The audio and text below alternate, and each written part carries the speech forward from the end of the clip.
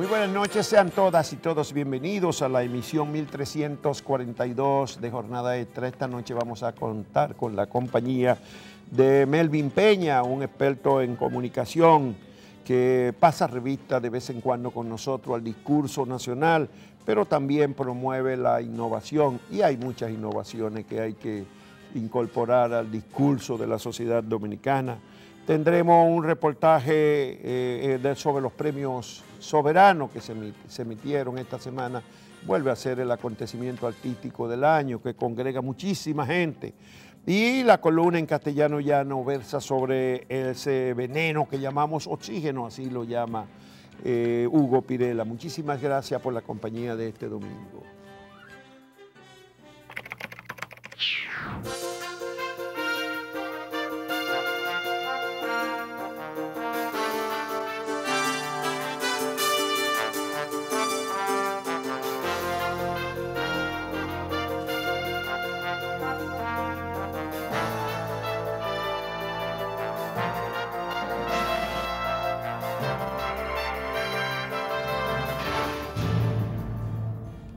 El Tribunal Superior Electoral anuló la reunión del Comité Ejecutivo Nacional, la Asamblea para Modificación de los Estatutos y la Convención Nacional del Partido Revolucionario Dominicano del pasado 7 de diciembre, que fue un proyecto de Miguel Vargas Maldonado, no solo para quedarse en la presidencia de esa organización, sino para colocar en los puestos directivos a su más cercano entorno. Bueno, ese dictamen del Tribunal Superior Electoral muestra que ha cambiado un poco, es la contentura de ese organismo, que los antecesores jueces avalaron todas las decisiones que adoptó Miguel Vargas Maldonado en la lucha por destruir el Partido Revolucionario Dominicano, incluyendo cuando él se proclamó candidato en una asamblea que había sido convocada para juramentarse como presidente de la organización, y allí mismo decidieron modificar los estatutos y hasta elegir el candidato sin previa convocatoria a nadie, y hasta eso había avalado aquí el tribunal. Pero esta vez lo que se fundamenta en que no hubo una agenda previamente anunciada de que se iba a modificar los estatutos, ni qué se iba a modificar en los estatutos, y que además no pudieron demostrar que hubo quórum en esos organismos para las decisiones que adoptaron. Por lo tanto, el tribunal anuló en cascada, la primera la reunión del Comité Político, en consecuencia las decisiones y la reunión del Comité Ejecutivo Nacional, y en consecuencia las decisiones, la reunión y la decisión de la convención que eligió o religió a Miguel Vargas presidente sin mayor votación. Y el Partido Revolucionario Moderno ha renovado virtualmente toda su dirección nacional, tanto la dirección nacional, la dirección en los principales puestos del Distrito Nacional y otras provincias, con gente menores de 50 años en promedio. Probablemente es la primera renovación de una organización política en los últimos 20 años. Bueno, el PRM tuvo un éxito en su padrón electoral, hasta ahora nadie ha cuestionado, ni ha dicho que hubo distorsiones, ni que hubo trastueque de listados, ni de electores. No ha habido ninguna denuncia. Como no hubo tampoco ningún acto de violencia, ni ningún desorden, la militancia fue a votar en orden y en muchos lugares masivamente. Esos son éxitos políticos que hay que resaltar en la sociedad dominicana, donde la política se ha primitivizado tanto en los últimos años. Lo único que se puede objetar es que el proceso de cómputo ha sido lento, pero ya se sabía que para computar 7,000 y pico de cargos que estaban en juego, en una boleta complicadísima, 4 boletas por cada ciudadano, iban a tomar su tiempo.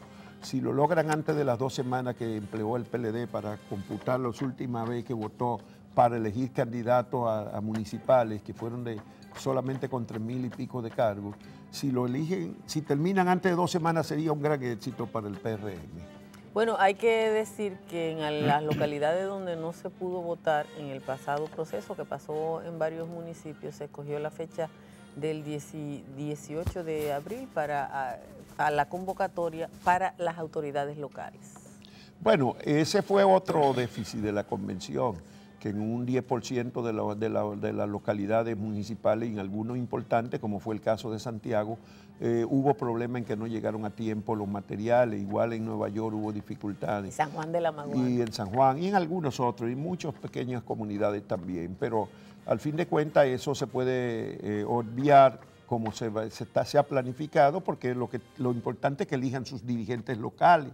Ya el voto nacional ha sido tan contundente por el presidente, en este caso José Ignacio Paliza, o por la secretaria general Carolina Mejía, que lo que ocurra sobre esos votos no va a alterar. Lo importante es la elección local y que la hagan, si la hacen correctamente 2 o 3 semanas después, pues no va a cambiar para nada el curso democrático del esfuerzo que ha hecho el PRM. Juan Bolívar, esta semana me volvió a salir la encuesta Gallup con algunos datos novedosos y otros esperados.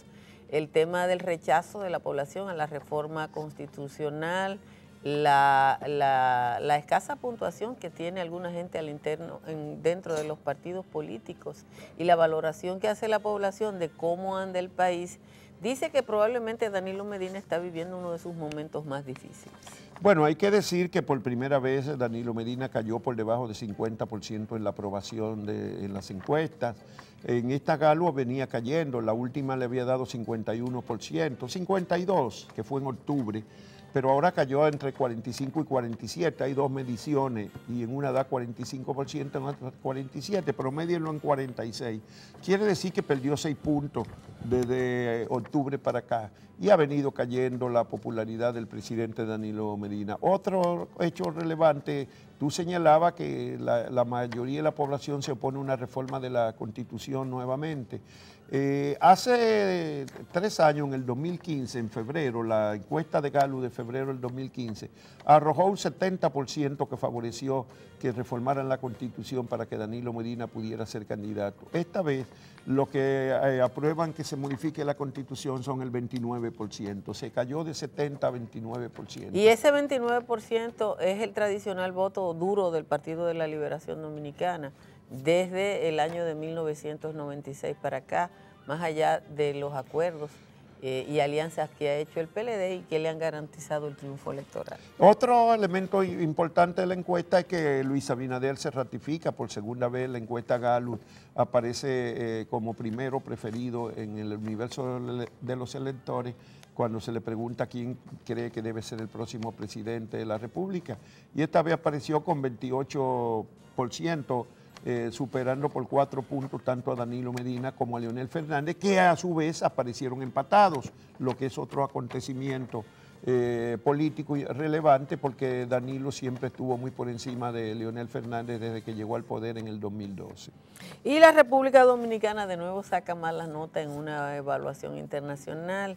El informe sobre la calidad de la democracia de la Fundación Betterman dice que la República Dominicana es uno de los países de la región que tiene una democracia deficiente que no llena las expectativas de la población. En el informe se toman en cuenta los valores de democracia, economía, de mercado y gobernanza de 129 países. Otro informe internacional conocido esta semana que fue negativo fue el del Proyecto de Justicia Mundial, World Justice Project, que es una institución internacional reconocida, y colocó a la República Dominicana en el escalón 90 de 113 países evaluados en materia del Estado de Derecho. Y lo relevante es en qué renglón fue el peor que obtuvo la República Dominicana. La posición 99, o sea, 9 escalones más abajo, obtuvo en esto: cumplimiento de las normativas, ahí, y de orden y seguridad, en esos dos capítulos. En cumplimiento de la normativa caímos al escalón 99 de 113, y en orden y seguridad en el escalón 94, y en general en el escalón 90. Y la expulsión de los haitianos que tanto vivían como cruzaban la frontera por Pedernales ha provocado la situación económica más crítica de esa población en las últimas décadas. En Pedernales la gente se está quejando que virtualmente no tiene de qué vivir. La única empresa que hay en Pedernales es una empacadora de ropa usada de Zona Franca que tenía hasta el pasado viernes 570 empleados y que anunció que cerrará sus operaciones este fin de semana, cerraba sus operaciones el fin de semana porque no tenía a quién venderle. Bueno, y en esa provincia, en Oviedo, por ejemplo, que es del municipio importante de Pedernales, se denunció hace poco que un liceo secundario que fue inaugurado en el año 1910, creo que fue, 8 años después todavía sigue sin operar y no va a poder operar porque el edificio es inoperante, o sea, fue construido de tal manera que no se puede albergar, no alberga a los estudiantes, no pueden utilizarlo. Y nadie ha sido responsabilizado de eso, ni mucho menos le han vuelto a construir un liceo secundario a los jóvenes de Oviedo. ¿Qué hacen los muchachos de la frontera? Emigran hacia los centros urbanos, sobre todo al Distrito Nacional y la provincia de Santo Domingo. En el ámbito internacional, la renuncia del presidente de Perú, Pedro Pablo Kuczynski, en medio de un proceso que incluía un proceso legal por la Fiscalía especializada en persecución de funcionarios públicos y una crisis política generada por la pérdida de respaldo de una parte de su propio partido y la división del fujimorismo, se llevó a Kuczynski. El Senado de Perú aceptó el viernes la renuncia, pero no la carta que él envió, haciendo esa aclaración, diciendo que la carta del presidente Kuczynski era irrespetuoso con los otros poderes públicos de ese país. Bueno, Kuczynski fue la primera víctima del escándalo de Brecht a nivel presidencial en el continente. Aunque Perú hay dos presos. Todo comenzó con cuando se demostró que él, siendo ministro del presidente Toledo, creo que era, su empresa había recibido contratas de Odebrecht y que eso había influido en posiciones que él sostuvo públicamente. Es una pena porque Kuczynski fue también el presidente que más rápido reaccionó ante el escándalo de Brecht y dispuso una comisión que a su vez recomendó 100 medidas para adoptar en lo inmediato, muchas de las cuales fueron adoptadas por el Poder Ejecutivo por decreto. Pero el escándalo de Brecht sigue produciendo escozor en diversas partes del mundo. Esta semana también hubo otro mandatario, el exmandatario de Francia, Sarkozy, que fue procesado también por corrupción y en este caso por haber recibido de Libia unos 54 millones de euros, cerca de 60 millones de dólares en el 2007. Para la campaña electoral de Nicolás Sarkozy. Le quiere decir que en todas partes del mundo hay una racha de persecución de la corrupción administrativa y política. Eso es fuera de la República Dominicana, desde luego.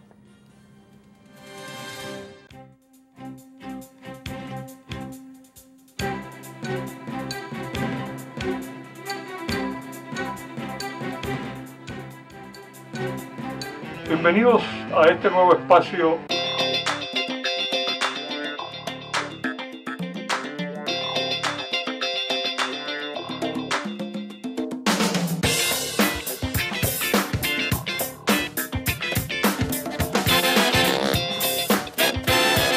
Hola, bienvenidos a En Castellano Llano. Yo soy su anfitrión Hugo Pirela y hoy iniciamos nuestra charla titulada Ese veneno que llamamos oxígeno. En otro espacio hablamos de la clasificación de las especies de criaturas en la Tierra, lo que se llama taxonomía. Cuando yo era niño en la escuela, nos enseñaron que todo lo que existía sobre el planeta se dividía en 3 grandes grupos que se llamaban reinos: el reino mineral, el reino vegetal y el reino animal. Hoy la ciencia ha avanzado y esto no se acepta ya del todo. Es verdad que los reinos vegetal y animal agrupan a seres vivos, a diferencia del reino mineral, donde no hay vida propiamente tal. Y no porque el reino mineral esté hecho de una materia distinta. Lo mineral consta de los mismos elementos básicos que lo vegetal y lo animal. Es la combinación, la química entre dichos elementos básicos, lo que hace la diferencia entre lo que está vivo y lo que no lo está. La química que gobierna el reino mineral se llama química inorgánica porque no genera vida directamente, no produce biología, mientras que la química orgánica es la que hace posible toda la biología, o sea, toda la vida vegetal y animal. Esto sigue siendo cierto. Lo que ya no se acepta es que existan únicamente esos 2 reinos para los seres vivos. Ahora se reconoce mucho más la existencia e importancia de criaturas que, siendo vivas, no son ni vegetales ni animales y de los que la ciencia ha aprendido con mayor precisión conforme la tecnología del microscopio avanzó grandemente en el siglo XX. Estos son seres unicelulares, o sea, de una sola célula, como las bacterias, o multicelulares, o sea, de más de una célula, como los hongos. De allí que hoy generalmente se reconozcan no 3, sino 5 reinos, de los cuales 4 agrupan a todos los seres vivos. Algunos científicos colocan a las algas en un reino separado, que sería entonces el 6º reino, aunque sobre esto último no parece haber todavía un consenso general. Y no es que solo las bacterias y los hongos ni son animales ni son vegetales, sino que son muchísimo más abundantes que cualquier población de criaturas vegetales o animales sobre la Tierra. Para que se den una idea, ¿saben cuántas células tenemos los humanos en nuestros cuerpos? Más de 37 trillones. Trillones en la escala corta, que es la que se usa en inglés. O sea, más de 37.000 miles de millones. Y los científicos estiman que cada uno de nosotros tenemos 3 microbios por cada una de esas células. Esto no cuenta los microorganismos que tienen todo el resto de los animales y plantas, ni los que existen en el suelo y en el aire y hasta en el fondo de los océanos, donde ni la luz del sol llega. Y no estamos hablando de las bacterias que tenemos cuando estamos desaseados, sin lavarnos, o de los microbios que nos causan enfermedades, que se llaman patógenos. Estamos hablando de bacterias que viven pacíficamente en nuestros organismos y, de hecho, nos benefician. ¿Te parece extraño esto? En la próxima cápsula analizaremos más a fondo este tema en castellano llano, pero si lo prefieres puedes ahora mismo acceder a y compartir la conferencia completa en nuestro canal digital que aparece en pantalla. Mientras tanto, amigos remotos, celebremos que tenemos la capacidad de aprender lo que aún no sabemos y que hoy quizá ustedes y yo sabemos un poquito más. Hasta la próxima.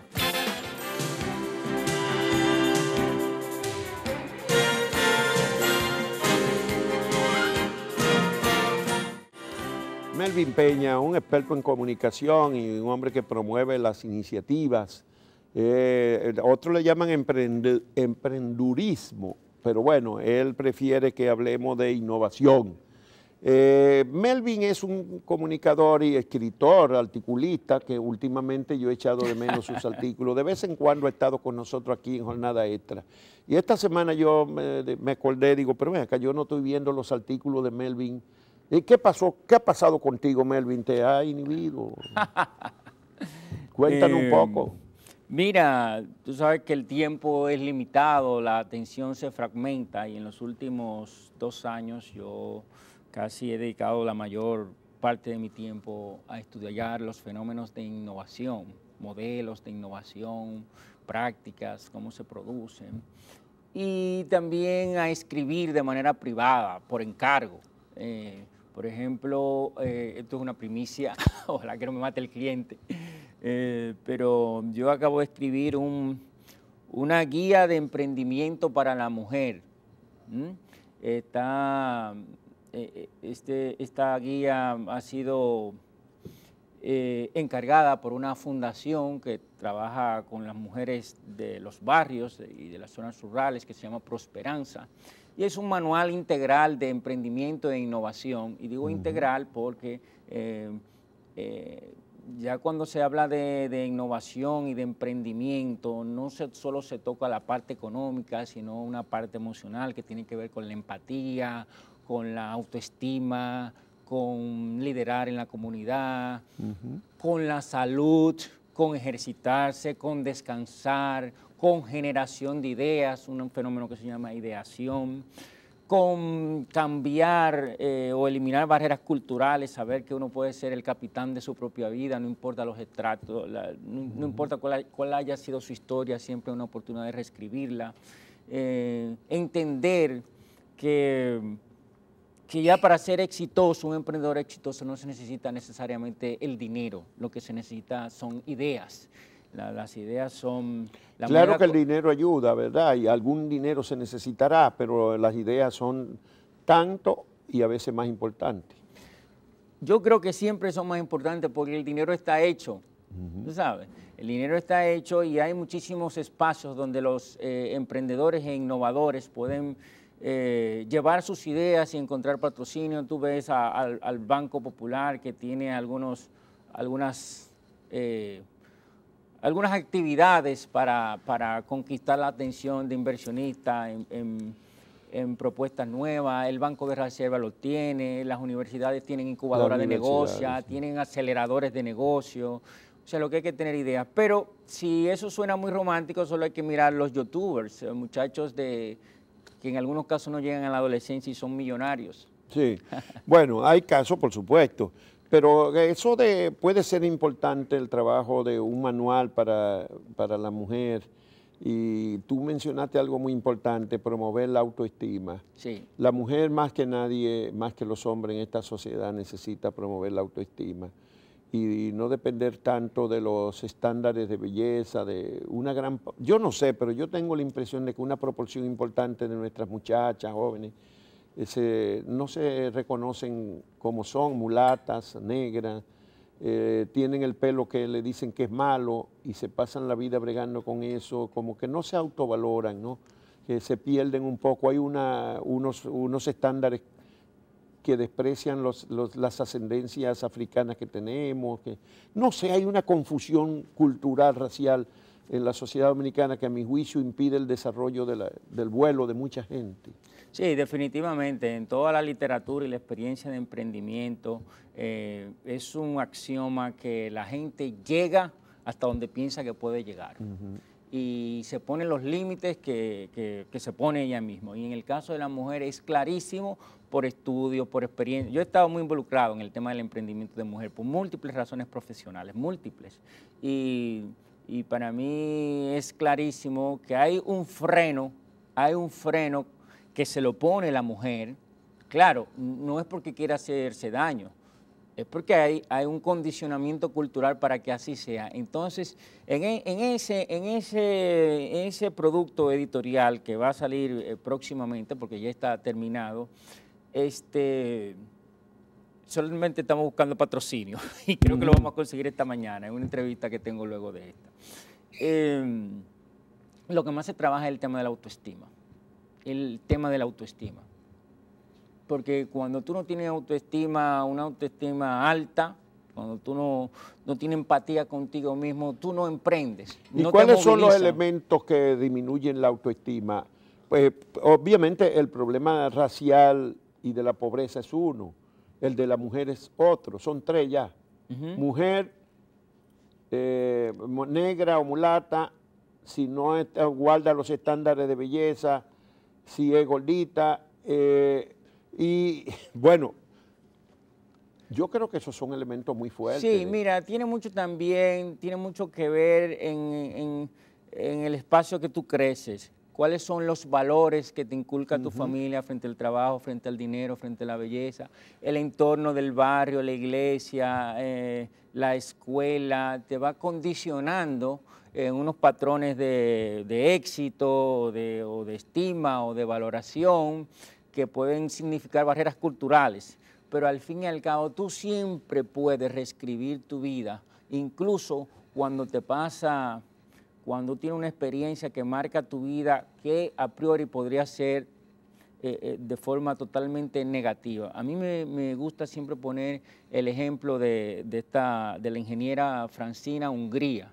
O sea, la que fue víctima de un pistoletazo, ¿verdad? Claro, perdió la vista. Dejó a un asaltante que la dejó ciega. Sí. Entonces, fíjate que ella era una ingeniera joven, una profesional joven, ¿no? Y hacía su aporte social limitado a su espacio profesional. Pero era su profesión y la tenía. Pero luego que le pasó esto, y que nadie lo quiere, nadie quiere que le pase una cosa así, esa muchacha se ha reinventado de una manera increíble y hace un aporte social que trasciende su profesión, porque le ha dado visibilidad a un conjunto de personas que eran prácticamente invisibles. O sea, el aporte social que ella hace Bueno, antes, o sea, esa es otra población que tiene. Ese es un, digamos, una experiencia icónica de reinvención profesional. Ese otro elemento de baja de autoestima de la gente, las discapacidades. Y aunque mucha gente no lo sabe, el 15% de la población tiene alguna discapacidad. Y la discapacidad en mucha gente lo desploma por encima al sentirse como menos que los demás. Mira, y se ha demostrado que no, que esas discapacidades se superan también. No, y la discapacidad puede ser una oportunidad en muchos sentidos. Por ejemplo, fíjate, cuando una persona tiene una discapacidad para compensar, una discapacidad física, intelectual, para compensar tiende a fortalecer otras capacidades, ¿no? Mira el caso del profesor Stephen Hawking. No voy a decir todo lo que llegó, todo lo que logró, sufriendo las discapacidades que sufría, porque él solo estaba un momento solo podía mover un músculo de la mejilla y en otro momento de su vida solo podía mover un dedo. Era el mal de Hering también. Sí, entonces ¿qué pasó? Entre las cosas que pasó con él, no que hizo él. Fíjate que a él, Intel, con una empresa británica, le creó un sistema de comunicación que es lo que ha resultado, eso se llama diseño inclusivo.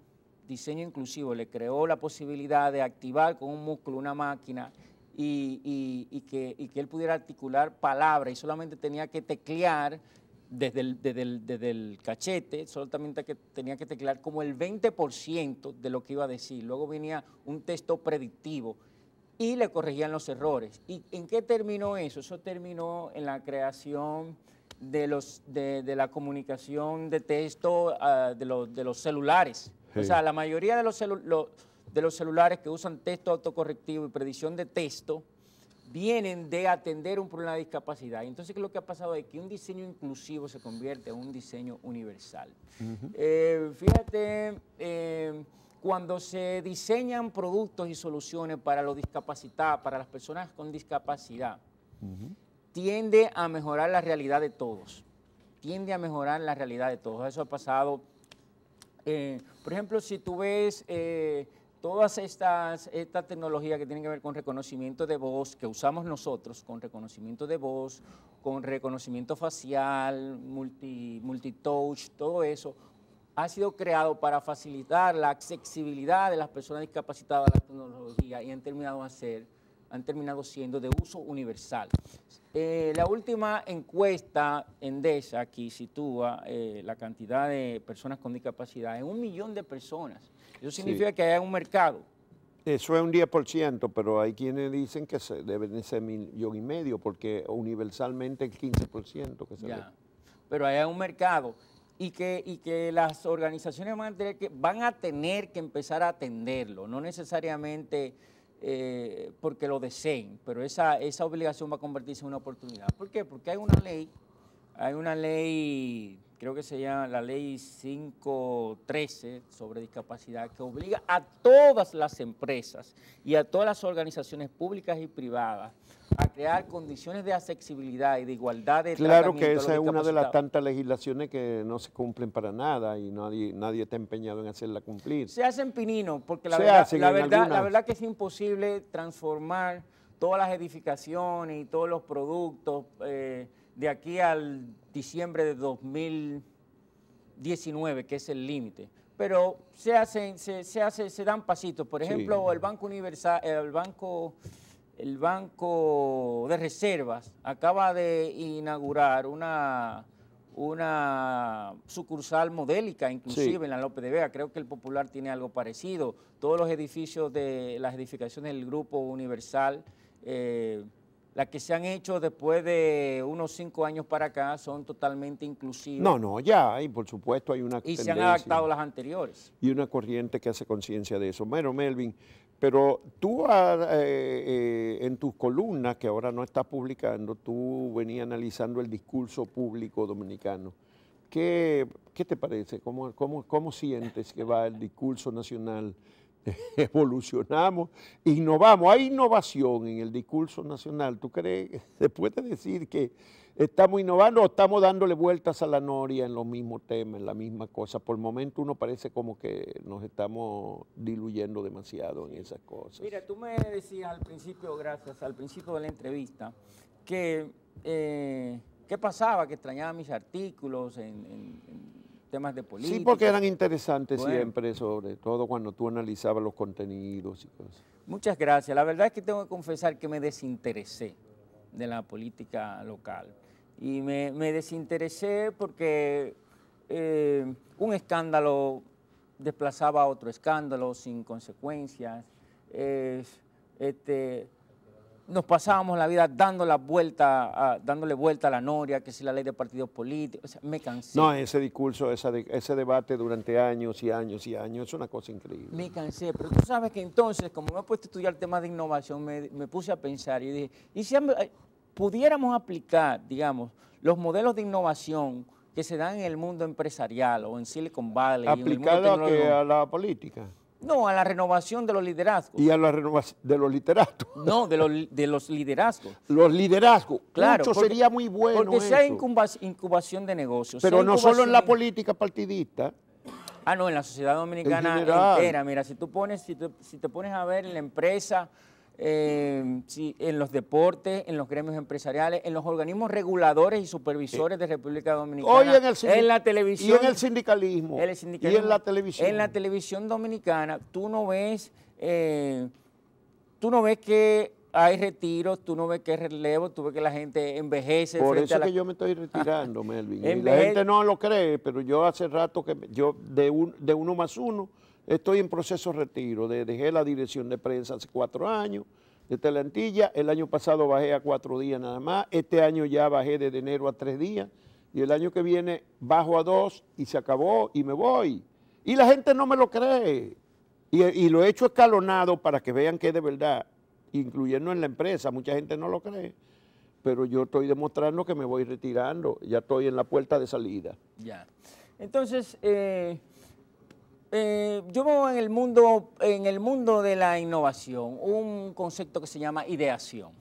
Ideación no es más que generación de ideas.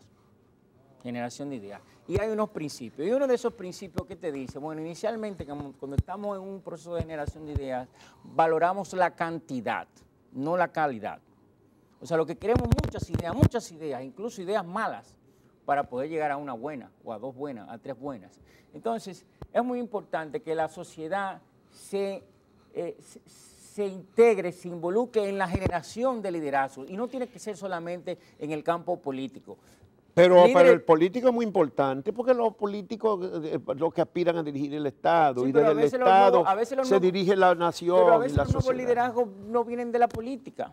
Por ejemplo, en el caso de liderazgos notables del mundo de la política, no vienen necesariamente de la política. El liderazgo de Obama se incubó en el activismo comunitario. En el activismo social comunitario. Eh, Bueno, pero sí, lo que pasa es que aquí la política es demasiado dominante. Pero hay todavía- iniciativas de renovación, de incubar nuevos liderazgos en República Dominicana. Son mínimas, pero las hay. Sí, las Por hay. ejemplo, si tú ves a los colegios de élite de República Dominicana, Luz Mundi, Conexus, etcétera, tienen programas incorporados a su oferta académica, programas de liderazgo, de pensamiento crítico, de comunicación.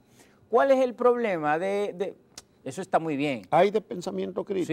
Sí. Por ejemplo, Luz Mundi el colegio Conexus, tiene entre su columna vertebral un proceso de innovación y de creatividad que se llama Design Thinking. Design Thinking, que es un modelo que viene de Silicon Valley. Y está integrado a sus clases como la matemática, el castellano, etcétera, etcétera. Ahora, ¿cuál es la dificultad que yo le veo a eso? Bueno, que no promueve la movilidad social, porque entonces los líderes siempre van a venir de las élites. Sí. Deberíamos tener eso en las escuelas también, en los clubes, en las organizaciones. Bueno, de los esta barrios. semana se produjo un acontecimiento el domingo anterior, que fue la votación para elegir dirigente del Partido Revolucionario Moderno. Y yo creo que hubo un acontecimiento positivo que hay que resaltar. Mucha gente no por razones políticas o partidistas no lo resalta, pero yo creo que vale la pena, es que hubo una cierta renovación del liderazgo político en ese partido, desde la presidencia, donde eligen a una persona que tiene 30 y tantos años, presidente de un partido por primera vez, de un partido grande, y una mujer relativamente joven también. Y después parece que han elegido muchos dirigentes locales jóvenes. En la política es posible esa renovación que puede ser tan importante para la renovación del país. ¿Se puede aspirar a que eso continúe en los demás partidos? Permíteme, como antes de contestarte eso, como hacer el atrevimiento de cambiar de rol y preguntarte a ti, ¿por qué tú crees que hay gente que no lo valora, esas expresiones de renovación de liderazgo en ese partido? Bueno, porque no están dispuestos a promover la renovación en sus propias organizaciones o en su propia vida o en sus propios ámbitos, porque eso, como hemos dicho, no solamente en los partidos, en todos los ámbitos de la sociedad. Bueno, yo creo que una de las razones, además de esa que tú dices, es que se ha visto que estas personas, estos nuevos líderes han emergido impulsados por unos líderes viejos, ¿no? Bueno, pero que eso es normal. Sí. Yo también he impulsado lo nuevo que me están sustituyendo. Pero que son como teclas, como que detrás en la sombra están los viejos liderazgos moviendo Bueno, teclas. pero porque ya no pueden estar ellos. Sí, pero lo que yo quiero decir ahí, esto es que si lo que buscamos en este momento, donde hay una crisis de líderes, si lo que buscamos es cantidad de líderes para luego depurar, no debemos juzgar. No es conveniente juzgar si son líderes buenos, si son impulsados o no impulsados por el viejo liderazgo. Lo que necesitamos es más liderazgo. Necesitamos ¿cómo se llama este muchacho? Milton Morrison. Sí. Necesitamos... Pero necesitamos que los viejos líderes impulsen nuevos, que se dediquen a impulsar nuevos líderes, porque eso es parte de su responsabilidad. Mira, hay un clásico de la literatura de negocios, es un estudio grandísimo que se hizo en Estados Unidos entre las empresas más exitosas por mucho tiempo, que se llama, el libro es un libro que se llama Good to Great, como de lo bueno a la excelencia. Entonces estudia cuáles eran los modelos de conducta de esas empresas, qué las caracterizaba, por qué eran líderes, por qué eran extraordinarias y qué hacía que una empresa pasara de ser una buena empresa a la excelencia. Y tú sabes qué fue lo que hay mucho, por supuesto, es un estudio muy grande y hay muchas conclusiones, pero a mí la que mayormente me llamó la atención fue que lo que determina que una empresa pase de ser buena a ser excelente es la humildad del líder y la visión del líder para impulsar el relevo. No ni siquiera la brillantez del líder, sino su capacidad de empollar, de aupar a un delfín. Pero si eso no ocurre desde las esferas políticas, si eso no ocurre de las esferas políticas, porque no va a ocurrir desde las esferas políticas, por lo que hemos visto, ¿qué hacemos? ¿Nos quedamos con los brazos cruzados? No. Bueno, es así. Yo recuerdo... O sea, en las universidades debe haber programa de liderazgo, sí. En las escuelas debe haber programa de liderazgo, en las empresas debe haber programa de liderazgo. Y en los medios de comunicación también. Debe haber programa de liderazgo inducido, si no ocurre de manera espontánea. Si los que lideran, que son, ¿quiénes lideran? Son líderes que ¿quiénes lideran la política local en este momento? Son gente que emergieron y consolidaron su liderazgo hace 25 años, pero además que tampoco constituyeron agentes de cambio. No, y muchas veces lo que quieren es tener reproducir alrededor modelos gente viejos que no lo puedan sustituir. Así Yo es. recuerdo de una empresa periodística hace unos años que estaba buscando el encargado, el editor económico necesitaba un asistente. Tenía uno o dos, pero necesitaba otro. Y el director del periódico le dijo, búscate un muchacho nuevo, un aprendiz, de que no te vaya a hacer sombra. Ah. Esa fue la recomendación. El mismo tipo me lo contó a mí, que le recomendé. Me aprobó el asistente, pero que me dijo que me buscara un muchacho nuevo que no tuviera luces, como que para que tú mismo lo induzcas, tú sabes, que no te haga sombra. Y ese criterio de que me van a hacer sombra, ese determina también que mucha gente no promueva a su alrededor, gente que lo puedan sustituir. Ya, por eso te Eso digo, es yo no creo que eso va a salir de los partidos políticos ni de los líderes actuales. Eso no ¿Y va de a dónde pasar. que va a salir? Por eso te digo que la sociedad En su conjunto. tiene que pensar en Pero tenemos mecanismos que reclamárselo a los partidos en primer lugar, porque los partidos son los que van a dirigir. No el hay Estado. que cesar de reclamárselo a los partidos, Eso. pero no hay que esperarlo de ellos. Bueno, fíjate, yo creo que yo sí lo quiero esperar. desde el PNV se hizo un esfuerzo brutal hace 3 o 4 años para impulsar la ley de partido, hasta que ya ellos mismos se callaron también. Porque ¿quiénes lo tienen que impulsar? Los mismos partidos, entonces poniéndole, ¿cómo se dice? Bueno, la pero iglesia en manos de Lutero. lo mismo pasó con la ley de educación. La aprobamos en el 97, después de muchos años diciendo que teníamos que hacer una nueva ley de educación y renovar la educación. Y se aprobó el 4% del PIB para la educación en el 97. Y seguimos peleando y no nos cansamos. Y en el 12, o sea, 15 años después, empezamos a aplicar la ley. Pero fíjate, nuevamente, desde la sociedad, no ni Desde siquiera la no ni sociedad. siquiera de los partidos No, políticos, es que desde la porque sociedad que están tenemos que reclamar. No están interesados en promover el cambio.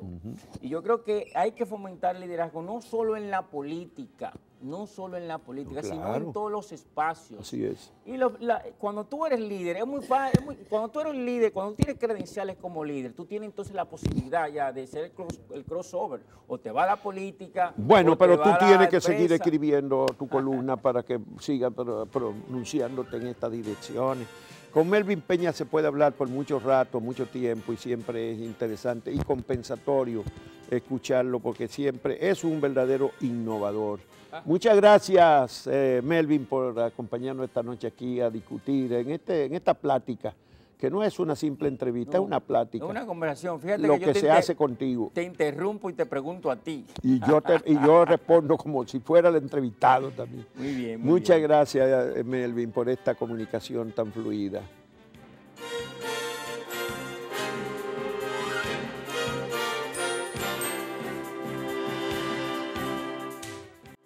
Bueno, no quiero que termine esta emisión de Jornada Extra sin expresar mi solidaridad con toda la familia Perelló Abreu por la desaparición esta semana, en el fin de semana pasado, de don Rafael Perelló Abreu, uno de los empresarios más emprendedores de la historia reciente y tal vez de toda la historia de la República Dominicana, pero además un ser humano noble, hermoso, que fue siempre solidario con muchas causas y un gran promotor de cultura y de participación y hasta de democracia, muy silenciosamente si se quiere, un gran apoyo que fue siempre para los comunicadores críticos del país. Descansa en paz, don Rafael, porque para él no hay otro lugar que no sea el descanso en paz, porque se lo ganó a fuerza de trabajo, de esfuerzo y de solidaridad humana. Muchas gracias por habernos acompañado en todos estos años. Bueno, Altagracia, esta semana, lo que viene es la Semana Santa ya, esto domingo de Ramos hoy. Sí. Y comenzó hoy la semana. Toda la semana y lo que viene son todas las vacaciones de la gente. Las medidas de seguridad que anuncia el gobierno, los miles de voluntarios que salen a la calle, que hay que agradecerlo, pedirle a la gente la prudencia y junto con el disfrute. Y mantener las expectativas que podíamos tener esta semana, que tienen que ver con el Congreso para la semana que viene, porque esta es una semana en la que se trabaja poco. Aunque tan solo deja de ser laborable el jueves, las instituciones que tienen que ver con el quehacer político virtualmente descansan. Bueno, pero también esta semana es de recogimiento para los que van a las iglesias y creen y tienen sus prácticas religiosas, y una proporción importante de la población acude a ese llamado a la devoción religiosa, a la conmemoración de la pasión y la muerte y la resurrección de Jesucristo. De manera que hay que solidarizarse también con ellos y que expresar respeto por el recogimiento que mucha gente hace de la Semana Santa. Los que quieran ir a la playa o disfrutar del descanso, pues tienen derecho a hacerlo también, pero tomando en consideración la festividad religiosa de estos días. Y después pues se termina el mes, con la Semana Santa ya va a terminar el mes, sí, porque el próximo domingo estamos estrenando el mes de abril y se habrá ido el primer trimestre, pero también le pasó el primer mes a la legislatura, que iban a aprobar la ley de partidos en un mes. En el primer mes del año, pero después de estar más de década y media, pensar que la iban a aprobar en un mes. La Junta Central Electoral tardó una semana en presentar de nuevo un proyecto, no se dejó la comisión bicameral, sino que cada Cámara creó una comisión. La verdad es que cuando uno ve las decisiones que se tomaron, había que entender que no iba a ser en el corto plazo. Bueno, y la encuesta Gallup de esta semana dejó la pista muy caliente para la próxima y los próximos días. Tal vez el gobierno ahora se recoja un poco en la Semana Santa y entienda que no basta ya hacer tanta publicidad, sino que habrá que tomar muchas decisiones importantes y ponerle atención a muchas necesidades de la población para ver si puede retomar un aire, porque la verdad es que ha estado a la defensiva en lo que va del año y en los últimos meses, digamos casi desde el 16 de agosto para acá, después de haber tenido unos primeros cinco años bastante bien el presidente Medina, parece ser que las encuestas están demostrando un gran desgaste. Eso es lo que hay en el panorama inmediato, ¿no? Lo demás es la invitación para que nos volvamos a ver el próximo domingo y que no nos falte nadie, que sean prudentes en todo y que podamos vernos el próximo domingo aquí en Jornada I. La gran fiesta del arte y la cultura dominicana se vivió esta semana con los premios soberanos. Sergio Vargas, el Negrito de Villa, se llevó el máximo galardón, pero hubo de todo, como siempre, en estos premios. Despedimos de nuevo Jornada Extra. La noche más esperada del arte dominicano transcurrió de manera majestuosa, en una producción de Alberto Sayas, en la que, contrario a años anteriores, las buenas críticas junto a la impresionante escenografía fueron las protagonistas de Premio Soberano 2018. 2 horas de alfombra roja por donde desfilaron las personalidades con sus trajes de gala. Como cada año, unos más acertados que otros en sus vestuarios, pero todos igual de entusiasmados por el espectáculo. A las 9 de la noche dieron la bienvenida a Nashla Bogart y Roberto Ángel Salcedo, con un número donde cantaron y bailaron. Este fue el inicio de una conducción que, pese a los pronósticos, conectó con el público y los hizo salir airosos del reto. Esta fue la antesala al primer musical que estuvo a cargo de los artistas urbanos.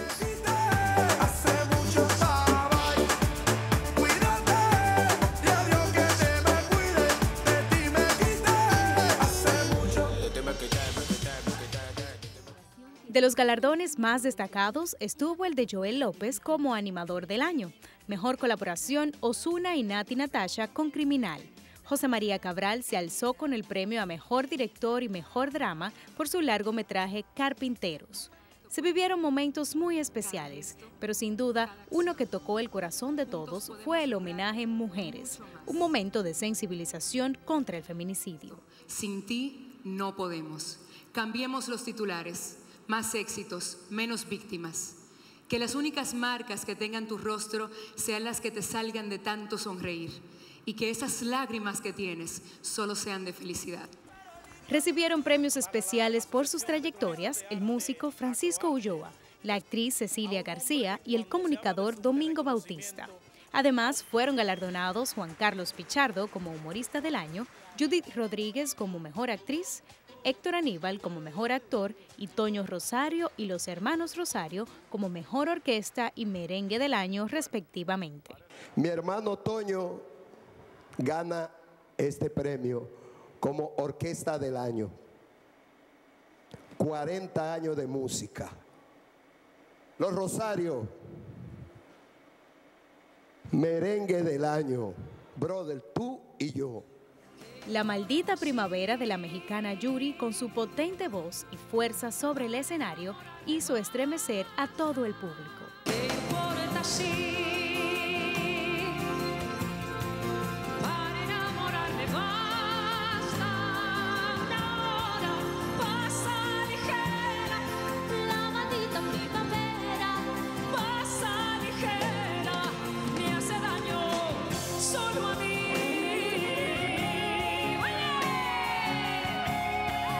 momento que levantó a todos de sus asientos fue el homenaje a Sergio Vargas, un recorrido por sus 30 años de carrera.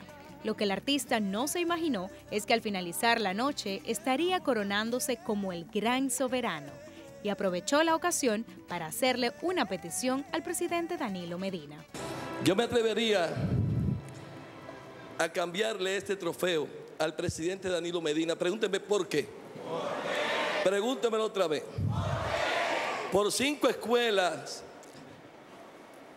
en cualquier lugar del país, para que nuestros músicos, relevos y cantantes puedan exhibir mejor conducta, para que dejemos de ser buenos en el escenario y malos en conducta. Esta sociedad tiene poca moral para criticar a Omega. Pregúnteme por qué. Pregúntemelo otra vez. Porque no se gastó ni un peso para formarlo como ciudadano. Y unas que les pusieron la pimienta al espectáculo fueron Fefita la Grande, Maridalia Hernández y Mili Quesada, 3 íconos de la música dominicana.